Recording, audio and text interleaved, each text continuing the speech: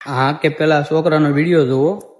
આ છોકરાને દેખાતું નથી, પણ એનો અવાજ સાંભળીને જો તમને દિલથી ખુશી થાય ને, હરખ થાય ને, તો જ વિડીયોને લાઈક શેર કરજો.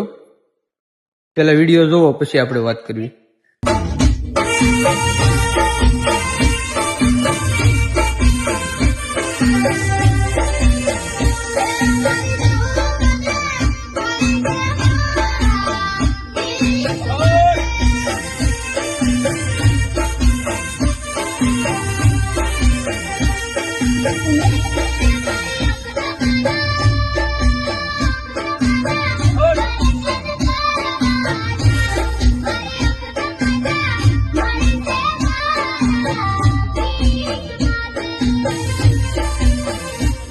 હા કે જોયો ને વિડીયો.